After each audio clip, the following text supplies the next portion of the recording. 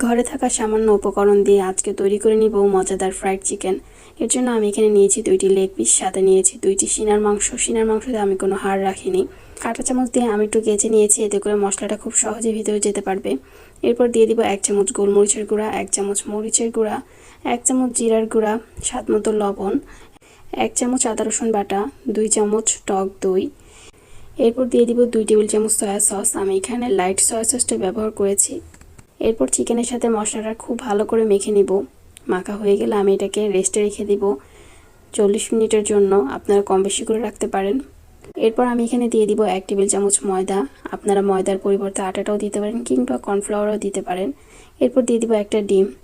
এরপর চিকেনটা এখন খুব ভালো করে মেখে নিতে হবে। এই কাজটা একটু সময় নিয়ে করতে হবে যাতে করে কোটিংগুলো ভালো মতো হয়। চিকেনটা মাখা হয়ে গেলে আমি এটা রেখে দিব একপাশে। চুলায় পরিমাণ মতো তেল গরম করে নিব। তেল গরম হয়ে আসলে আমি দিয়ে দিব প্রথমে লেগ পিসগুলো। আমি আজকে রেগুলার সয়াবিন তেল দিয়ে ভেজে নিচ্ছি। আপনারা চাইলে সরিষার তেলেও ভাজতে পারেন। সরিষার তেলে ভেজে নিলে কিন্তু খেতে আরও অনেক ভালো লাগে। আর এইভাবে ফ্রাইড চিকেন খেতে কিন্তু অনেক মজা হয়। রুটি কিংবা ভাত অথবা আপনি শুধু খেতেও পারেন, টেস্ট কিন্তু কোনো অংশে কমে যায় না।